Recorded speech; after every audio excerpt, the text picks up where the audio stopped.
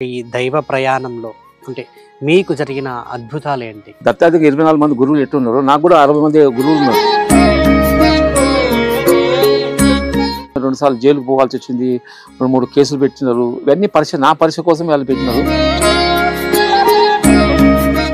ఒకళ్ళు చాలా బాధల్లో వచ్చినారు. నాకు ఆమె చనిపోదానికి రెడీ అయినారు, భార్య భర్త ఇద్దరు. ఏం కాదు ఇక్కడనే ఉండని ఆమె ఒకరోజు మొత్తం నా దగ్గర పెట్టేసుకుంది.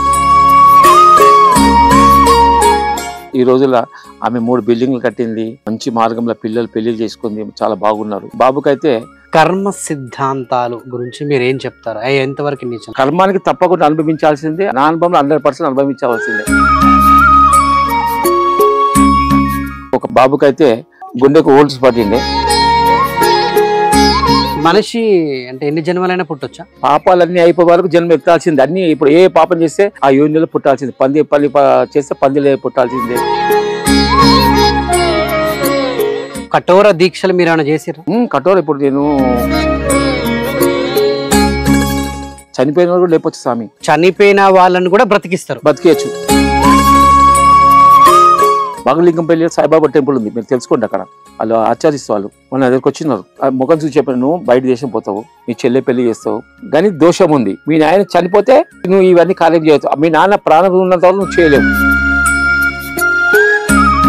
తీసుకున్నాక తెల్లారి అతను చనిపోయినాడు. ఇప్పుడు ఆ అబ్బాయి సంతానం కూడా కలిగిస్తారు, అన్ని కనబడిపోతాయి. నీకు పిల్లలు పుట్టరు. రాఘవేంద్ర రైస్ మిల్ వాళ్ళు రెడ్డిస్ వాళ్ళు తీసుకొచ్చింది. నన్ను తీసుకొస్తే అమ్మా నేను ఏం లేదు, భోజనము వండి పెట్టు, నేను వచ్చి తింటాను. నీట్గా కడిగింది పాపం. 2 జామ పండ్లు ఇచ్చినాను, నీకు పిల్లలు పుడతారు అని చెప్పాను. నేను ఎవరు తీసుకుపోయినారో పైన బంగ్లా పైన నుంచి ఆమె ఏమన్నది, పెద్ద పెద్ద డాక్టర్లు పిల్లలు కారన్నారు. ఆమె తీసుకుపోయిన ఆమె అనేసింది. ఎవరు నాకు అన్నారు, అలా అబ్బాయి చచ్చిపోయినాడు. హలో నమస్తే, వెల్కమ్ టు అవర్ ఛానల్. చాలామంది మనం రెగ్యులర్గా మన జీవితంలో చాలామంది గురువులని, అఘోరాలను, సాధువులను, నాగ సాధువులను చూస్తూ ఉంటాం. సో ఒక్కొక్కరి జీవన విధానం ఒక్కొక్కలా ఉంటుంది. సో నిజానికి మరే అంటే నిత్యం 365 రోజులు అంటే దైవ మార్గంలో ఉంటూ అంటే దేవుణ్ణే పూజిస్తూ, నిత్యం దేవుణ్ణే కొలుస్తూ, పూజలు చేస్తూ, ఇంకా అదే జీవితం అనుకునే వాళ్ళు కూడా చాలా తక్కువ మందే ఉంటారు. సో అటువంటి వారిలో సో మన గురుస్వామి అంజన స్వామి గారు కూడా ఒకరు. సో జగద్గురు గుట్ట పైన ఉంటారు. సో గత కొన్ని ఏండ్ల నుంచి కూడా నిత్యం 365 రోజులు మాలలోనే ఉంటారు. నిత్యం ఇంకా ఆయనది జీవిత ప్రయాణం అంతా దైవ లోకమే అన్నమాట. మరి ఆయన ప్రయాణంలో కొన్ని విషయాలు కొన్ని తెలుసుకునే ప్రయత్నం అయితే చేద్దాం. నమస్తే గురూజీ. నమస్కారం.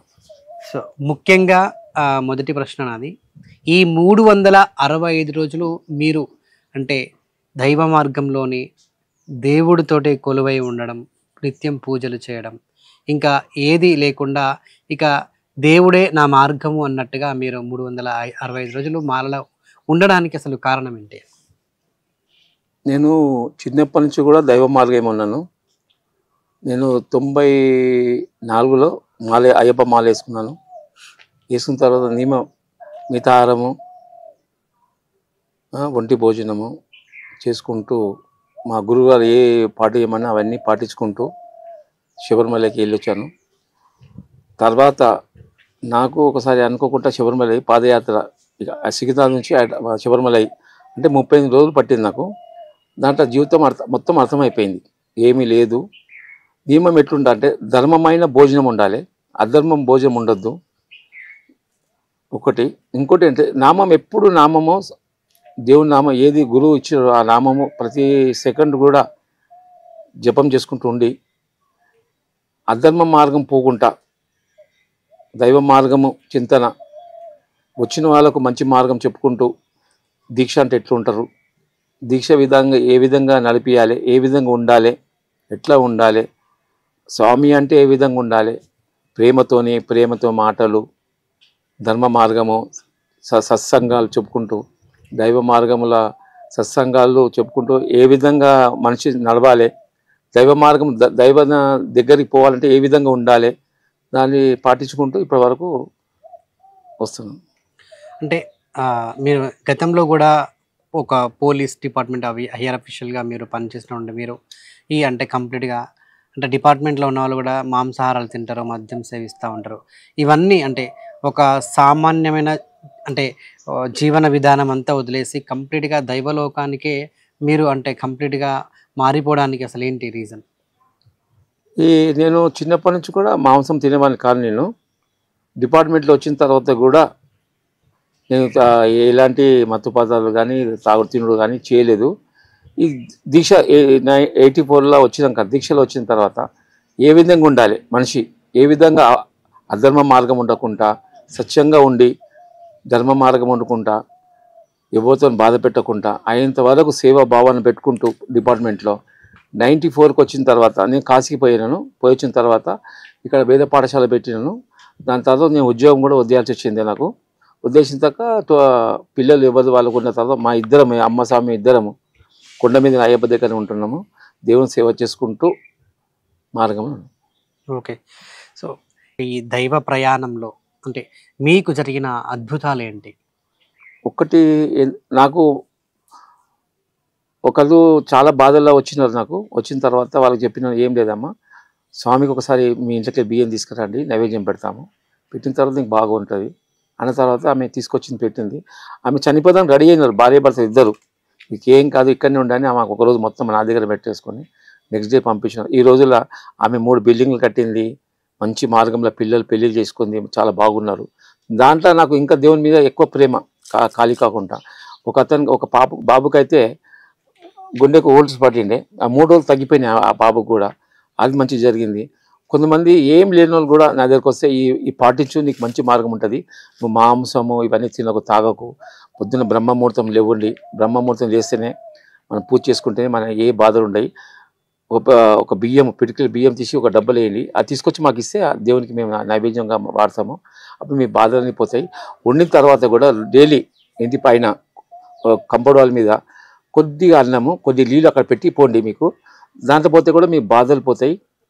ఎప్పుడు ఏదో నామం మీకు ఏది నచ్చితే, ఏ దేవుడు నీకు నామం ఉందో ఎప్పుడు జపం చేయి. నాకు కాళ్ళు, నాకు బూట్లు, నేను తాళం చేయాలి అవన్నీ ఏమీ లేదు.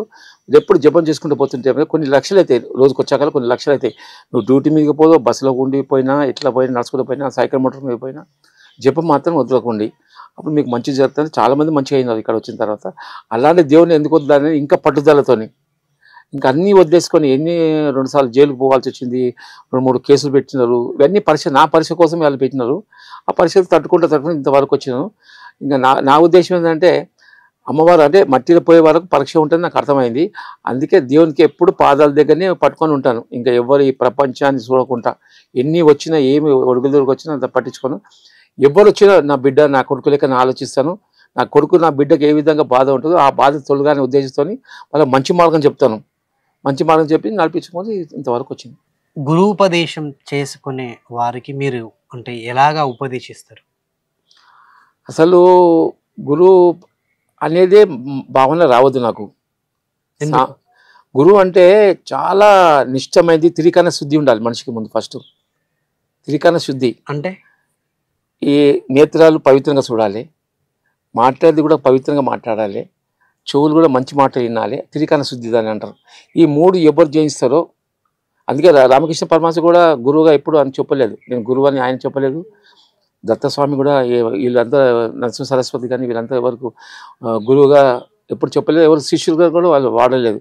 ఒకటేదంటే ఏ విధంగా ఉండాలి, జీవితంలో వచ్చిన తర్వాత ఏ విధంగా మనం దేవుని దగ్గర పోగలుగుతాము, లోక కళ్యాణం ఏ విధంగా చేస్తారు, ఏ విధంగా మనం నడవాలి, ఎట్లా ఉండాలి అంటే ఈ కొన్ని నియమాలు ఉంటాయి. బ్రహ్మముహూర్తం లేవాలి, లేచినప్పుడు తర్వాత తల్లిదండ్రులని ముందు ఫస్ట్ తల్లిదండ్రులని, తర్వాత గురువులని, తర్వాత అతి అంటే అతి దేవోభవ ఎట్లా అంటాం మనము. ఎవరు వచ్చినా కూడా దేవుని రూపంలో తీసుకొని మనం వాళ్ళ భోజనం పెట్టిన తర్వాతనే మనం భోజనం చేయాలి. ఆ నియమం ఒక నియమం పెట్టుకోవాలి. వాళ్ళకి అవసరం లేదు పో అంటే మన గురువు కాదు కదా. గురువు అంటే చాలా ఇంకోటి ఈ రోజుల్లో గురువు అంటే చాలా ఇబ్బందికరమైంది. ఇప్పుడు మితారం చేయమంటాం ఏంటంటే దీనికి 3 భాగాలు చేయాలి. 3 భాగాలు అంటే ఒక భాగం భోజనం, ఒక భాగం నీళ్ళు, ఒక భాగం వాయువు. ఈ 3 భాగాలు అయితే అప్పుడు 21 డేస్ లోపల అసలు మనం ఎందుకు వచ్చినాం, మనం ఏం చేయాలి, దీక్ష ఏంది అర్థమైపోతుంది. మనం ఇక్కడ వరకు భోజనం చేసినాం అనుకోండి, మనకు ఎప్పుడు భోజనం చేసిన నిధి వస్తే అది దీక్ష కాదు. ఇట్లా ఎప్పుడు తిన్న మళ్ళీ అట్లనే ఏ విధంగా ఉంటామో నైట్లో కూడా అదే విధంగా నిద్ర రావద్దు. ఎప్పుడు దేవుని దైవ చింతన 2-3 గంటల కన్నా ఎక్కువ పనుకోవద్దు. ఇప్పుడు గురువుగా మాట్లాడితే అవన్నీ చెప్పాలంటే ఇబ్బంది అవుతుంది. ఈ రోజులు గురువుకు చాలా ఇబ్బంది. అందుకే గురువు చాలామంది చేయరు. వాళ్ళు ఉన్నారంటే ఈ లోకం సంబంధించిన గురువులే ఉంటారు వాళ్ళు. ఓకే.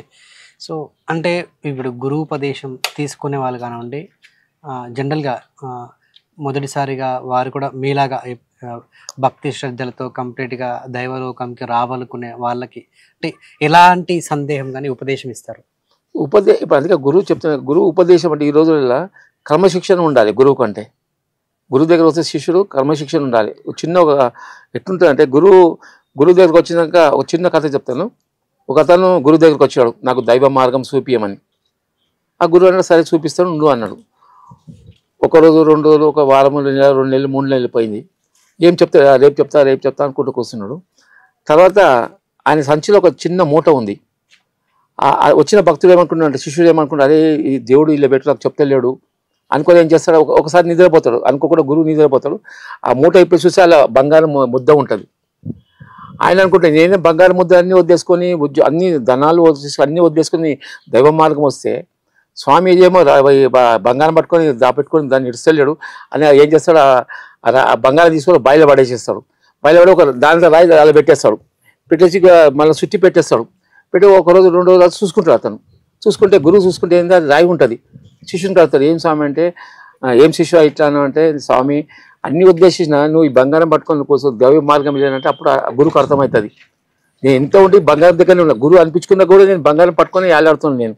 అందుకే దీని పట్ల అప్పుడు గురువు శిష్యులు అయిన గురువు ఎట్టుండాలంటే, సాయంత్రం భోజనం ఉండొద్దు, ఒక న్యాయపతి దగ్గర ఉండొద్దు, ఎప్పుడు జపం ఉండాలి, ఎప్పుడు సత్సంగాలు చెప్పుకుంటూ పోవాలి, ఇప్పుడు దైవ మార్గం ఉండాలి, భజన ఉండాలి, నామం ఉండాలి. అలా గురువులు.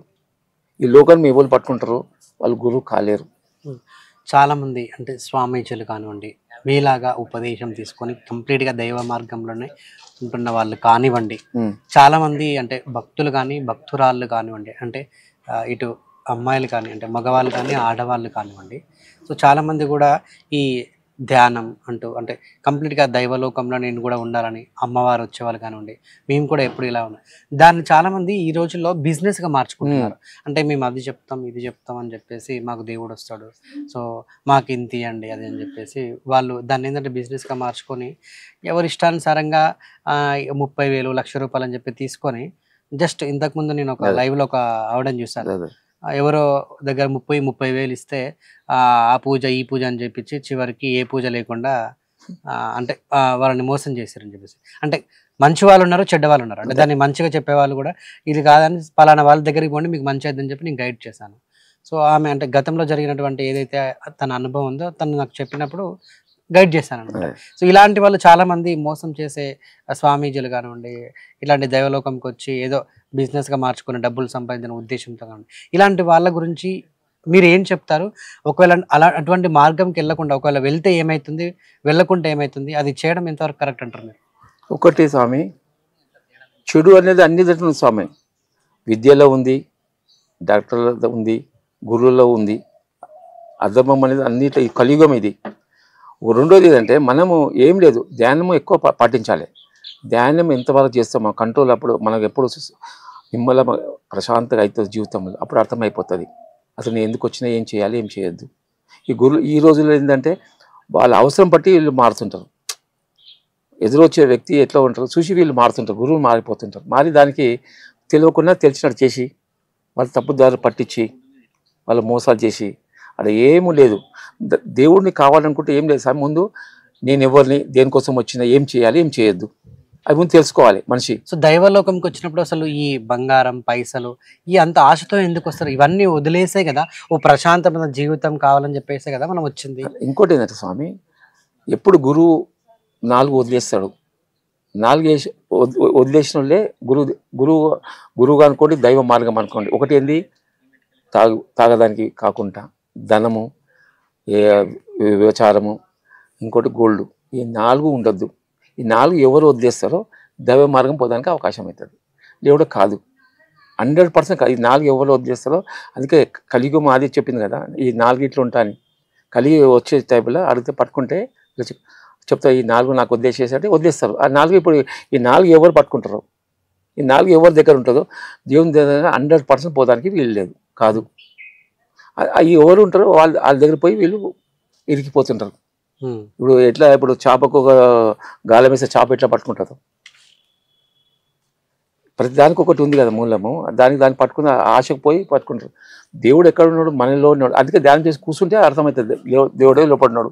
దీని లోపల ఏం వేయాలి, పప్పు అన్నము కూరగాయలు వేయాలి, మాంసము అవన్నీ వేయద్దు కదా. వేసినప్పుడు ఏమవుతుంది, అలాంటి మనుషులు దొరుకుతారు వాళ్ళకు, అలాంటి శిక్ష అనుభవించాల్సి వస్తుంది. సో కర్మ సిద్ధాంతాలు గురించి మీరు ఏం చెప్తారు, అవి ఎంతవరకు నిజం? కర్మ సిద్ధాంతం తప్పకుండా ఉంటుంది స్వామి. మా చిన్న ఒక ఉదాహరణ చెప్తాను. ఇప్పుడు మనం డిపాజిట్ చేసినాం, బ్యాంకులో డిపాజిట్ చేసిన తర్వాత మనం వెళ్ళిపోతే ఉన్న డబ్బు మన అబ్బాయికి పేరు బిజినెస్ పేరు మీద అది తీసుకోవచ్చు, డ్రా చేసుకోవచ్చు. ఇది మన కళ్ళము కూడా కనబడుతుంది. ఈ డిపాజిట్ వచ్చే జన్మం, ఈ జన్మ ఎంత పుణ్యం చేసుకున్నామో వచ్చే జన్మ వస్తుంది. అవి వచ్చితే దాని ఎంతవరకు ఒక 4 years వరకు నీకు ప్రభావం చేసి నీకు నువ్వు అన్న మాటలన్నీ జరుగుతాయి, దైవ మార్గం. దాన్ని ఆ డిపాజిట్ మళ్ళీ దాన్ని పెంచుకుంటూ పోతే ఇంకా మళ్ళీ వచ్చే జన్మ మంచి జన్మ వస్తుంది. లేదా ఆ జన్మను మంచి పేరు దైవ మార్గం పోదానికి అవకాశం. ఆ డిపాజిట్ నువ్వు ఎప్పుడు వాడేసుకుంటావో జీరో అయిపోతావు. జీరో అయిపోయినప్పుడు నువ్వు ఏమవుతుంది, 10 మంది నవ్వుపాలు అయిపోతాము. మన మనశ్శాంతి ఉండదు, మనశ్శాంతి వెళ్ళిపోతుంది. మనశ్శాంతి ఎవరి దగ్గర ఉందో, వాడు బిచ్చగాడు కానీ కోటిచ్చు కానీ ఎవరైనా కానీ, మనశ్శాంతి కరెక్ట్ ఎవరికి ఉండదో వాళ్ళు దేవుడితో సమానం. మనశ్శాంతి ఎప్పుడు పోతుందో అప్పుడు లోకానికి అటాచ్మెంట్ అయినట్టు వాళ్ళు, ఇంకా కొద్దిగా ఎక్కడో టచ్ అయ్యి ఉన్నట్టు వాళ్ళు. అది పోవాలంటే దైవ మార్గంలో ఉండాలి. దైవ మార్గం అంటే మితారం చేయాలి, ధర్మ భోజనం చేయాలి, ఎవరేం బాధ పెట్టుకుంటూ ఉండాలి, ఎవరితో చెప్పుకుంటూ ఉండాలి, ఉన్నది చెప్పుకుని లేకుండా ఇవ్వాలి. అప్పుడు దైవ మార్గం పోవడానికి అవకాశం ఉంది. ఓకే, ఈ కర్మ సిద్ధాంతాలు మీరు నమ్ముతారు కదా? 100% నమ్ముతాను. అంటే మనం ఒక తప్పు పని చేస్తున్నాం అంటే దానికి తప్పకుండా కర్మ అనేది అనుభవించాల్సి వస్తుంది తప్పకుండా ప్రతి పాపంకి. ఇప్పుడు ఒక గురువు గారు, నాకు చాలా మంది దత్తాత్రేయ 24 మంది గురువులు ఎట్టున్నారు, నాకు కూడా 60 మంది గురువులు ఉన్నారు. 60 మంది గురువులు. ఎట్లా అంటే ఒక కన్ను పోయింది ఒక అతనికి. ఎందుకు పోయింది కన్ను అంటే ఏదో చేసినాడు, పాప ఈ జన్మ అనుభవిస్తున్నాడు. ప్రతి ఒక్క దానికి ఒక నోరు లేదు, ఏదో తిట్టినాడు, కాలు లేదో అమ్మన గురువున ఎవరినో తన్నాడు, అందుకే ఈ జన్మ అనుభవిస్తున్నాడు. వీళ్ళంతా గురువులు సమానం వీళ్ళంతా. ఒక అతను నాకు రెడ్డి అని ఉండే ఒక అతను, మాణిక్ శర్మ శిష్యుడు, అతను చిన్న కథ చెప్పినాడు. అతను కలియుగంలో కొన్ని వేల మంది తప్పులు చేసుకొని యమలోకంలో లైన్ కట్టేసినట, కొన్ని వేల కిలోమీటర్లు పాపులు నిలబడరంట. వాళ్ళు రాత్రి పగలు వాళ్ళకి శిక్షిస్తే టైం సరిపోతలేదంట. అప్పుడు బాధపడి ఏం చేసినట్టు విష్ణుమూర్తి దగ్గర పోయినట యమధర్మరాజు. స్వామి మాకు టైమే లేదు, మా ఫ్యామిలీతో మాట్లాడడానికి లేదు, ఈ నిద్రపోవడానికి లేదు, ఎట్లా అంటే అని చెప్పినట. కలియుగంలో 99% అనుభవిస్తారు కింద, కలియుగంలో ఓ 10% 1% అప్పుడు నువ్వు వాళ్ళకు శిక్షించాలంటారు అనమాట. అందుకే కలియుగంలో అయిపోయినాయి. ఒకప్పుడు సర్దియో ఏదో ఉంటుండే ఒక 40-50 ఏళ్ళ కింద. ఇప్పుడు ఎన్ని జ్వరాలు వచ్చినాయి స్వామి, రోగం అని రకరకాల రోగాలు వచ్చినాయి, అనుభవించాల్సి వస్తుంది వాళ్ళు.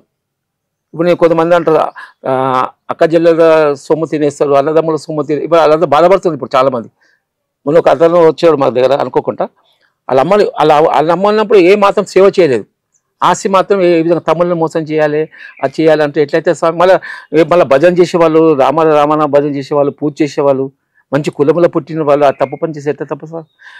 కర్మానికి తప్పకుండా అనుభవించాల్సిందే 100%, 99%. నా అనుభవంలో 100% అనుభవించాల్సిందే. అంటే ఈ ప్రయాణంలో మీకు అటువంటి ఎదురైనా అంటే?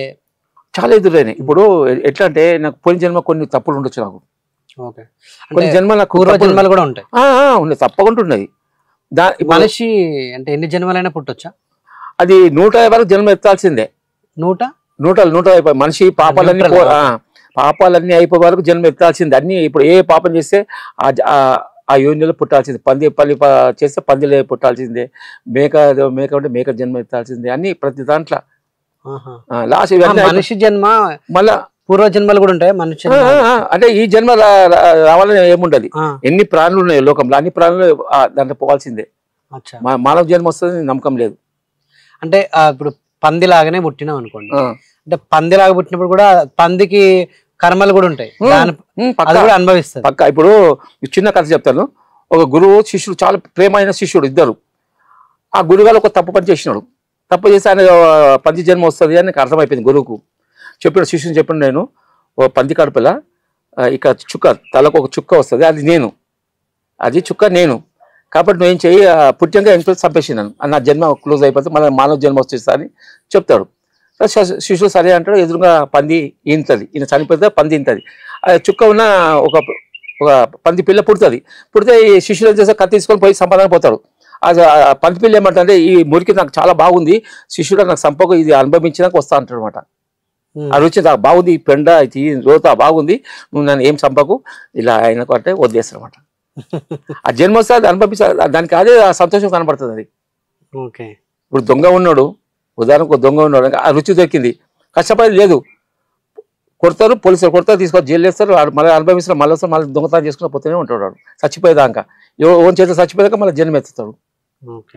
కర్మ తప్పకుండా అనుభవించాల్సిందే ఎవరైనా సరే, గురువు లేని తప్పది. ఎప్పుడు చూడు రామకృష్ణ పరమహంసకు క్యాన్సర్ వచ్చింది, వచ్చి చనిపోయిన వివేకానంద స్వామికి ఆయనకు వచ్చింది, ఆయన అట్లా అనుభవించాలి. చాలా మన ఈ గౌతమ్ కూడా చేయాల్సి వచ్చింది, తప్పదు అది. కానీ ఒకటి ఏంటంటే మనకు 10 సంవత్సరాలు వచ్చేది తొందర వచ్చేస్తుంది మనకు. సో ఇప్పుడు అంటే మొదటి నుంచి మీరు అయ్యప్ప స్వామి భక్తులేనా, లేకుంటే శివుడిని పూజించడం అట్లా? ఫస్ట్ హనుమంతుని పూజ భక్తుని నేను, ఆంజనేయ భక్తుని. ఆంజనేయ భక్తు తర్వాత రాముని భక్తుని అయినాను, రాముని భక్తుల తర్వాత శివ భక్తుని అయినాను, శివ భక్తులు అయినాక అయ్యప్ప దాంట్లోకి వచ్చేసినాను. వచ్చిన తర్వాత న్యూట్రల్ అయిపోయింది, అంత సమానం అయిపోయింది. ఒకటేంటంటే ధర్మం ఎక్కడుందో దేవుడు అక్కడ ఆ రూపంలో వచ్చేస్తాడు, ఒకటే రూపంలో. ఇంకా ఈ 10 అవతారాలు మనకు అవసరం లేదు, అంతా ఒకటే. అంతా ఒక నువ్వు ముస్లిం అనుకో, క్రైస్తవం అనుకో, ఏదైనా అనుకో, మంచి మార్గం వచ్చేసినంటే ప్రేమనే దేవుడు. ఎప్పుడు నీ దగ్గర ప్రేమ ఉంటుందో అప్పుడు నీ దగ్గర దేవుడు ఉన్నట్టు, నీ దగ్గర ఎప్పుడు కోరవం ఉంటుందో అప్పుడు దయ్యం ఉన్నట్టే నీ దగ్గర. సో కఠోర దీక్షలు మీరు ఏమైనా చేసిరా? కఠోర ఇప్పుడు నేను ఉదాహరణ చెప్తాను. కఠోర అంటే సంవత్సరాలు ఏం చేయలేదు. నేను దేవుడి ముంగట ధ్యానంలో కూర్చుంటే, అప్పుడు డిపార్ట్మెంట్లో ఉన్నా, కూర్చున్నాక నాకు ఏదో లోకంలో వెళ్ళిపోయినట్టు 3 రోజుల దాకా లేవాలి. మా మిస్సెస్ నన్ను లేపది 3 రోజులు అట్లా. అప్పుడు నా విఐపీ డ్యూటీ ఉంటుంది, నాకు స్పెషల్ బ్రాంచ్ ఉంటుంది. నేను ఎక్కడ భోజనం విఐపీలు తింటారో అక్కడ మేము పోయి చెక్ చేయాలి అందరికి. ఆ డ్యూటీ పడేది నాకు. నేను 3 రోజులు పోయిన తర్వాత కూడా మా ఆఫీసర్ ఎవరు ఏమనేది కాదు. నన్ను 3 రోజులు పోయిన తర్వాత ఒక ½ అవర్ లేట్ వచ్చినా వాళ్ళకు మెమో ఇచ్చేవాళ్ళు, నాకు మెమో లేదు, ఏం లేదు. వాళ్ళు నన్ను చూసి తల ఉంచేవాళ్ళు. నన్ను అడిగేది ఏంటంటే, సార్ నేను కూర్చున్నాను, ఇట్లా నాకు ధ్యానం వెళ్ళిపోయినా, ఎక్కడో నాకు అర్థం కాలేదు, ఎక్కడెక్కడ తిరిగి మళ్ళీ వచ్చేసినాను, ఆ దూకం ఇక్కడ అర్థం కాలేదు అని చెప్పినాను. అబద్ధం చెప్పేది కాదు. ఇప్పుడు దైవ మార్గంలో ఉన్న వల్ల అబద్ధం ఆడద్దు లెక్కకు. అబద్ధం ఆడితే నువ్వు ఒక మెట్టు దిగినట్టే, అబద్ధం ఆడినాక ఒక మెట్టు దిగినట్టే నువ్వు అనుకోవాలి, నీ మనసుకు అర్థమైపోతుంది. ఇప్పుడు ఇట్లా పట్టుకున్నావు అనుకోండి, ఇట్లా మట్టి ఇచ్చేసి నోటి పట్ట రోగం వెళ్ళిపోతుంది, అంత శక్తి వస్తుంది. చనిపోయిన వాళ్ళు కూడా లేపొచ్చు స్వామి. అవునా? ఇప్పుడు కూడా అది దైవ మార్గము, ఏమంటారు, ధర్మ మార్గము సరిగ్గా అయిన నిష్ట ఉన్నవాళ్ళు ఇప్పుడు కూడా లేపచ్చు. ఇప్పుడు కూడా దైవ మార్గంలో ఉన్న వాళ్ళే లేవు. ఇప్పుడు నేను మీకు ఇక్కడ ఒక ఫ్యాక్టరీ ఉంది, ఆయన వివేకానంద హాస్పిటల్ ఉంది, మన ఇప్పుడు ఇది ఉంది కదా ప్రజాభవన్ ఒకటి ఉంది, దాని పక్కకు ఉంది హాస్పిటల్. అడిగి పోయినాను, పోయి చూస్తే అతను మామూలుగా హాస్పిటల్ ఉన్నాడు.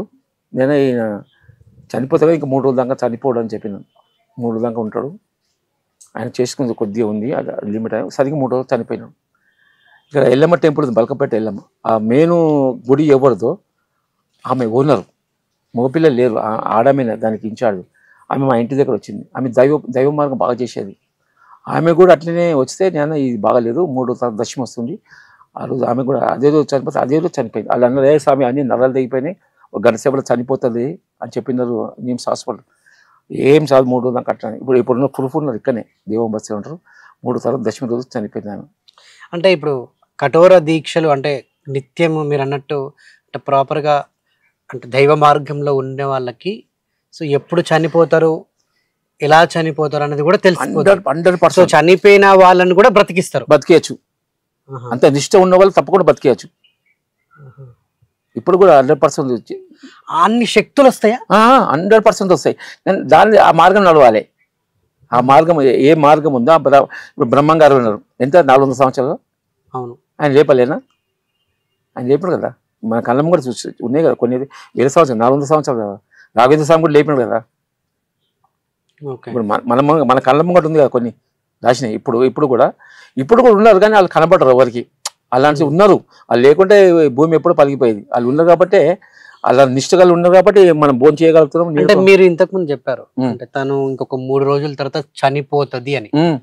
సో అంటే మీకు కూడా అటువంటి శక్తులు ఉన్నాయి? అంటే అంటే అంత టాప్ లెవెల్ లేదు, కొద్ది వరకు. ఓకే. కొద్ది అంత పెద్ద హై లెవెల్ కాకుండా కొద్దిగా మన మన చేసే దీక్ష పట్టి కొన్ని అంతవరకే, దాని ముంగడ పోలేకుండా అట్లా. అంత పోవాలంటే ఇంకా చాలా నిష్ఠ. ఒక మనిషిని చూస్తే మీరు చెప్పగలుగుతారా అంటే ఏం జరుగుతుంది, నీ జీవితంలో ఏం జరిగిపోయింది, ఏం జరగబోతుంది అన్నది? ఇప్పుడు ఒక్కటి చెప్తాను నేను. ఇక్కడ బర్కత్ మన బాగలింగంపల్లి సాయిబాబా టెంపుల్ ఉంది, మీరు తెలుసుకోండి. అక్కడ వాళ్ళు ఆచార్యస్ వాళ్ళు మన దగ్గరికి వచ్చినారు. వస్తే వాళ్ళు బడిచోడి బస్ డిపో ఉంది కదా, నిమిలి బస్ స్టాండ్, ఇప్పుడు రౌండ్ ఇది ఉండే, వాళ్ళు నా దగ్గరికి వచ్చినారు. వస్తే నేను ఇప్పుడు మానేసాను, 1 year పట్టింది అది చెప్పకుండా దాగుకోవాలంటే.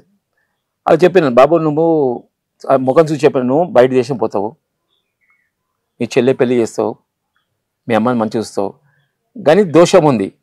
మీ నాయన చనిపోతే నువ్వు ఇవన్నీ కార్యం చేయవచ్చు, మీ నాన్న ప్రాణం ఉన్నంత వరకు నువ్వు చేయలేవు అంటే ఏం చేసిన వాళ్ళు ఓకే అన్నారు.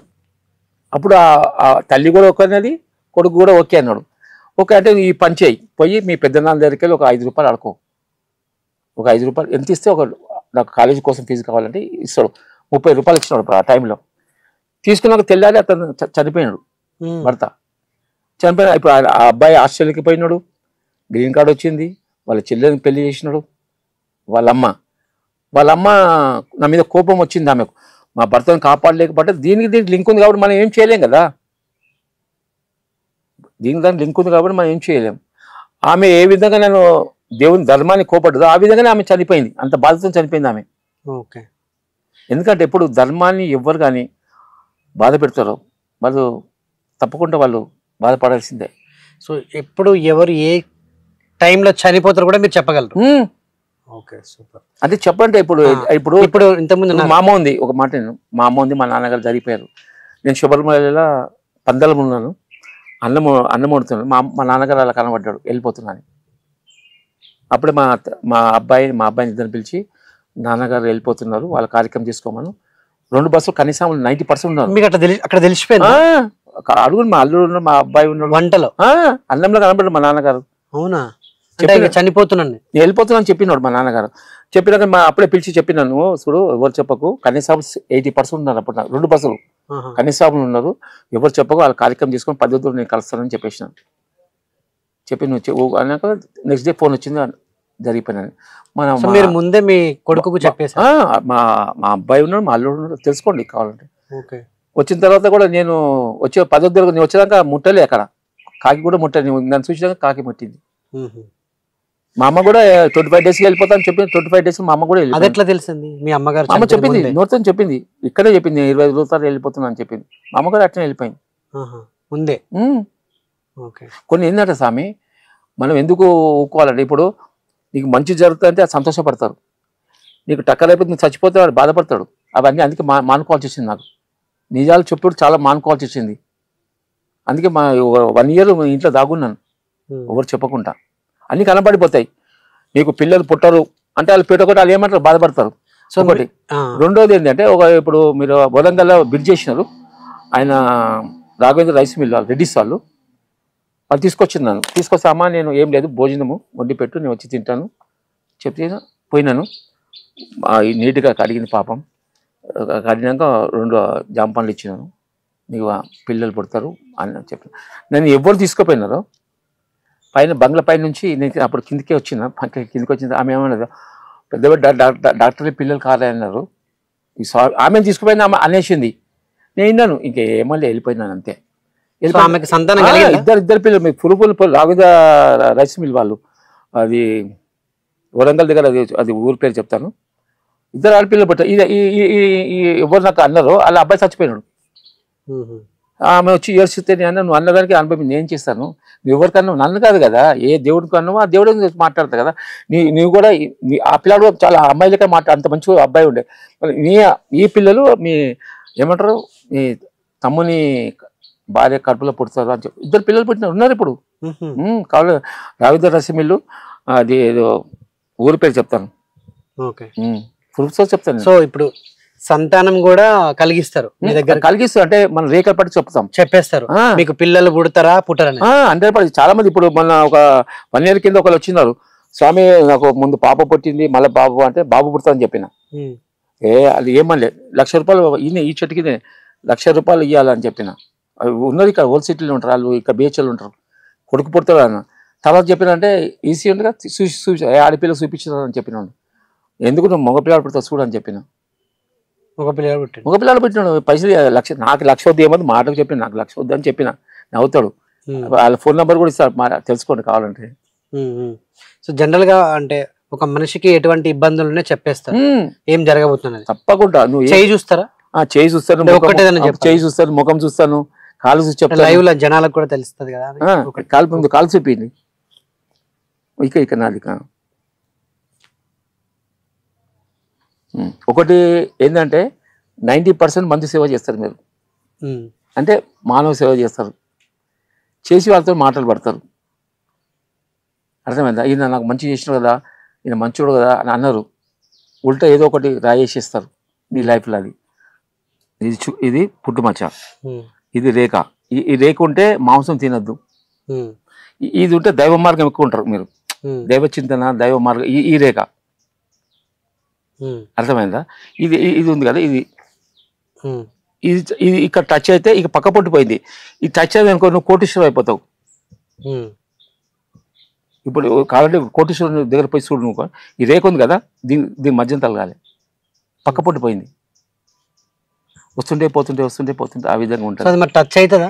టచ్ అయితే నియమం పట్టాలి, రేఖలు మారుతాయి, నియమం పాటిస్తాయి. ఇంకోటి ఏంటంటే మీ మిస్సెస్ కన్నా ఇంకోటి నీకు పరిచయం ఉండాలి, లేడీస్ పరిచయం ఉండాలి, నీకు ఉండాలే, ఉన్నారు అని చెప్తున్నా. అట్లా అర్థమైంది? ఈ రేఖలు అట్లున్నాయి. ఇంకా కొన్ని ఉన్నాయి చెప్పేట్టున్నాయి, ఇంకా చెప్పాలి, తర్వాత చెప్తాను ఇప్పుడు. ఇది చేంజ్ అవుతుందా? తప్ప ఇప్పుడు ఇది ఉంది కాబట్టి, ఇది ఉంటే చేంజ్ అవుతుంది. ఇది ఉంది కాబట్టి నేనేమి నియమాలు చెప్తా ఆ నియమాలు పాటించాలి. 100% అవుతుంది, 100%, 99% కాదు, 100% అవుతుంది. ఇప్పుడు ఒకసారి తీసుకో, ఒకసారి పెయింట్ తీసుకో, 6 months తర్వాత చూడు, మళ్ళీ వచ్చి చూడు, మళ్ళీ రేఖ మారుతుంది. చేతుల రేఖలు మారుతాయి, 100% మారుతాయి. మనం ఏ విధంగా చేస్తుంటామో చేతుల రేఖలు చూసి కూడా అంటే ఆయన చావుని కూడా డిసైడ్ చేస్తుందా? చావు అంటే దీంట్లో ఎప్పుడెప్పుడు ఏజ్లో ఎప్పుడు యాక్సిడెంట్ అవుతాయి, ఎప్పుడు తప్పించుకుంటావు, ఎప్పుడు తప్పించుకోలేవు, అవి కూడా మారుతాయి. నీకు గండాలు కూడా మన పట్టి ఉంటాయి. ఇంకా ఎక్కువ మన పాప ఎక్కువ చేసుకోకపోతే గండాలు ఇంకా ఎక్కువ టచ్ అవుతుంది. ఒకవేళ అది బాగా టచ్ చేస్తుంది. ఇప్పుడు నువ్వు మంచి పని చేసినావు అనుకో, సపోజ్ యాక్సిడెంట్ కావాలి, కింద పడిపోతుంది, అంతే, నీకేం పెద్ద పదు, నీకెళ్ళి దారిపోదు, దారి పక్కకెళ్ళి వెళ్ళిపోతుంది. అలాంటి పని చేపిస్తుంది, వస్తుంది కానీ కొంచెం తగ్గించేస్తుంది. ఒకటి ఏంటంటే ఇప్పుడు వేద పాఠశాలలో చెప్తారు, వేదం నేర్చుకునేది ఎందుకంటే 10 మందికి ధర్మం నేర్పేదానికి. వాళ్ళు ఏం చేస్తారు, సత్యం కథకు నాకు 2,000 ఇస్తేనే కథ చెప్తా అంటారు, తప్పది. ఇప్పుడు ఒక గరీబోడు ఉంటాడు, ఫ్రీ చేయండి, ఇంకో 500 చేయండి, 200 చేయండి, 2,000 తీసుకో, అది చేసుకుని నీకు ఏమైతే దాంట్లో బరకత్ అవుతుంది. ఖచ్చితంగా నీకు 5,000, 2,000 కావాలంటే అప్పుడు ఏమవుతుంది, వాళ్ళ కథ చెప్పించుకోడు, దేవునికి దూరం అయిపోతాడు. నువ్వు నేర్చుకుని ఏం లాభం చెప్పు? నువ్వు వేదం నేర్చుకొని పురోహితుడు జుట్టు పెట్టుకొని నేను బ్రాహ్మణ్ని పెట్టుకొని ఏం లాభం వచ్చింది? నువ్వు ధర్మం నాకు ఏమైనా సనాతన ధర్మం అంటే సనాతన ధర్మం ఏం కాపాడుతున్నట్టు నువ్వు భజన చేస్తాము, నాకు 5,000 10,000 అంటే ఎట్లా అవుతుంది? వాళ్ళ ప్రేమతో నుంచి తీసుకోండి. మరి ఈ మధ్య కాలంలో అంటే చాలా మంది అంటే పంతులు ఎవరైనా కూడా, సో పూజారులు ఎవరు, పంతులు కానీ పూజారులు కానివ్వండి, అంటే పైసలు ఏంది వాళ్ళు అసలు పూజ దగ్గరికి రారు. కరెక్ట్, నేను చెప్పేది అదే కదా. ఇప్పుడు వేద పాఠశాల అక్కడ ఇచ్చాను నేను, 95లో 5 లక్షలు పెట్టి కట్టించాను. 40 మంది చదువుకుంటున్నారు. వాళ్ళ గురువులు ఎట్లుండాలంటే వాళ్ళు నేర్పియాలి. ఏ విధంగా నేర్పియాలి? స్వామి మంచి గురువు అయిన తర్వాత, పూజారి మంచిగా అయిన తర్వాత 10 మంది, ఇప్పుడు 5 రకాలు ఉంటారు. ఒక గరీబ్ వాళ్ళు ఉంటాడు, అందరు సత్యం కథ వచ్చి చెప్పిరా, ఏం బాధపడకు, 500 ఇస్తాడు, 200 ఇస్తాడు, 3,000, 1,000 ఇస్తాడు, వాళ్ళు ఆ విధంగా చెయ్యి. నీకు అప్పుడు నీకు దోషం తలగది. నువ్వు 2,000 కావాలి అని తీసుకున్నా నీకు దోషం పడుతుంది. ఇప్పుడు 8 మంది పంతులు ఉన్నారు కదా, ఒక్కరు సరిగ్గా లేదు తెలుసా, మనశాంతి పోయింది వాళ్ళ దగ్గరికి వెళ్ళి. ఇది ఏ పూజ, కారు ఉంది, సైకిల్ మోటార్ ఉంది, కానీ మనశాంతి పోయింది వాళ్ళ దగ్గరగా, మనశాంతి పోయింది, టోటల్గా పోయింది వాళ్ళ దగ్గర. భార్య అంటే సినిమా పోతామంటది, అక్కడ అంటది, ఇక్కడ అంటది, ఆ రోగం అంటే ఈ రోగం, అది ఇది, పైసలు పోతే మనశాంతి పోయింది, కథం. నువ్వు ఈ విధంగా నువ్వు చేసినావు అనుకో, మంచి ఆయిగా ఇట్లా చెట్టు కింద కూడా మంచి నిద్ర వచ్చేస్తుంది. ఓకే, సో శివరాత్రి గురించి ఏమైనా మాకు కొన్ని విషయాలు చెప్తారా? శివుడి గురించి ఇప్పుడు ఒక్క పొద్దు అంటేనే దేవుని దగ్గర ఉన్నట్టు, దీక్ష అంటేనే ఒక దేవుని దగ్గర ఉన్నట్టు. దానికి ఏంటంటే ఆ శివరాత్రి రోజు ఉద్భవించినట్టు అని చెప్తారు శివపురాణంలో. అది ఆ రోజే ఆయన పుట్టింది టైము లెక్క ప్రకారం. దాంట్లో ఏంటంటే వీళ్ళు దీక్షలు ఉండి నామం చెప్పకుండా మళ్ళీ ఎన్నో రకరకాలుగా ఉంటారు. అది తప్పు. ఉపవాసం అంటే 24 గంటలు ఉపవాసం దేవుని దగ్గర ఉండాలి. నువ్వు కడుపు ఎండుకొని ఒక కడుపును బాధ పెట్టి చేయాలని ఏ దేవుడు చెప్పలేదు. నీకు మనశ్శాంతి ఎప్పుడు ఉంటుందో అప్పుడు శివరాత్రి. అది నా లెక్క ప్రకారం నేను రోజు శివరాత్రి అనుకుంటాను. నేనైతే నా డ్యూటీ, నా జీవితం ఏంటంటే ఎప్పుడు శివరాత్రి లెక్కనే ఉంటాను నేను. ఏకాదశి అనుకోండి, శివరాత్రి అనుకోండి, ఏదైనా అనుకోండి. ఇప్పుడు చూడండి, దానికోసము బ్రహ్మ విష్ణు ఇద్దరు పైన ఒకళ్ళు పోవాలి, టాప్ లెవెల్ దొరకబట్టాలి, ఒకళ్ళేమో భూలోకం పోమంటారు. పై లోకం పోతే ఆయన దొరకది, కింద ఈయన దొరకదు. అంత పెద్ద చూడంటారు. ఈయన వచ్చి మన ఆవు దగ్గర పోయి చెప్పమంటే అక్కడ ఆవులు చెప్తారు. అందుకే ఆవుకు మొక్కరు చూడండి, శాపం ఉంది, తోకకు మొక్కుతారు. అందుకే బ్రహ్మకు కూడా పూజ చేయరు, ఆయన కూడా శాపము, ఆయన కూడా బ్రహ్మ గుడి లేదు. కానీ నిజంగా చెప్పాలంటే బ్రహ్మకున్నంత గుళ్ళు దేనికి లేవు నా లెక్క ప్రకారం. ఎందుకంటే బ్రహ్మ రాసిందని అని చెప్తారు. ఇది బ్రహ్మ ఉన్నట్టే కదా, బ్రహ్మ ఉన్నట్టే కదా. నువ్వు పూజ చేయకుండా పూజ చేసినట్టే కదా, బొట్టు పెడితే ఆయన పూజ చేసినట్టే కదా. శివరాత్రి అంటే ఒక్క పొద్దు కమస్కం ఆ రోజన్నా భయంతో ఉంటారు, భయంతో నిష్టగా ఉంటారు, సేవ చేస్తారు, దేవుని దగ్గర ఉంటారని ఒక భయంతో పెట్టారు పెద్దలు. ఓకే, మాస శివరాత్రి కూడా వస్తుంది, నెల కూడా వస్తుంది, దానికోసం పెట్టినారు. కమస్కం ఈ టైంలో కొద్ది భయంతో వీళ్ళు ఈ మార్గం ఉంటారని గురువులు పెట్టినారు. ఓకే, ఇప్పుడు కేదార్నాథ్ ఆలయం నిర్మించబోతున్నారు. ఇక ఒకవేళ ఆలయం నిర్మిస్తే మాత్రం శివరాత్రి అయితే ఇక్కడ ఇంకా అంగరంగ వైభవంగా జరుగుతుంది. సో ఇక్కడే కేదార్నాథ్ని మీరు శివాలయం అంటే ఒకప్పుడు శివ భక్తులు, ఇప్పుడు అయ్యప్ప స్వామి అంటే ఇప్పుడు అందరి దేవుళ్ళ భక్తులు అనుకోండి. సో ఆ కేదార్నాథుడి గురించి ఏం చెప్తారు? ఇప్పుడు మా దగ్గర అయితే చెట్టు కింద, మర్రి చెట్టు కింద అయితే పెట్టినాము. అక్కడ కళ్యాణం చేస్తాము శివరాత్రి రోజు, అభిషేకాలు చేస్తారు. కేదార్నాథ్ అంటే నేను అక్కడ ఒక 30 ఏళ్ళ కింద పోయినాను, 20-25 ఏళ్ళ కింద. ఆ విధంగా కట్టాలి అని సంకల్పం ఉండే. ఈ స్వామి పరిచయం అయినాడు, 1-2 మంత్స్ అయింది. కడతామని ఉద్దేశము. అదే మోడల్ కడితే చాలామంది వృద్ధులు కదా, పోనీ వాళ్ళు ఉంటారు పాపం, అక్కడ పోనీ డబ్బులు లేక, ఉద్యోగాలు టైం దొరకక నానా బాధలతో ఉంటారు. వాళ్ళ కోసమని నా సంకల్పంతో అక్కడ కడతామని. ఇంకోటి ఏంటంటే నా ఉద్దేశం అంటే లక్షల కోట్లు ఇచ్చే అవసరం లేదు. ప్రతి వ్యక్తి 11 రూపాయలు పంపిస్తే చాలు, గుడి అయిపోతుంది. ఒక పిడికిలు నేను ఏమంటున్నాను, ఇంట్లో ప్రతి ఇంట్లో ఒక పిడికిలు బియ్యం కడగ ముందు ఒక బియ్యం తీసి కొడుకులు భర్త పేరు మీద ఎవరు బాధలు ఉన్నారు వాళ్ళ పేరు మీద తీసి ఒక డబ్బలు వేసేసి అది వారంకి ఒకసారి ఇక్కడ తీసుకొచ్చేస్తే నిత్యానందం చేస్తాం. ఇక్కడ ఆ బాధ ఇప్పుడు చాలా మంది అట్లా పెట్టిన, చాలా మంది మంచిగా అయినారు కూడా. ఇప్పుడు నేను మధ్యలో బియ్యం తెచ్చిస్తుంటారు, ఇప్పుడు కూడా అయ్యప్ప స్వామి తెచ్చి చాలా మంచిగా అయిపోయి టాప్ లెవెల్ వెళ్ళిపోయినారు. అట్లా చేస్తాను నా ఉద్దేశం. 11 రూపాయలు ఎక్కువద్దు, 11 ప్రతి మనిషి హిందూ అంటే వాళ్ళ వ్యక్తి అయినా సరే, భక్తి మార్గం ఉన్న వాళ్ళు సరే, ఏ మతం అయినా సరే, వాళ్ళు ఒక 11 రూపాయలు వస్తే మనము సేమ్ అదే విధంగా కట్టిస్తామని ఆలోచన.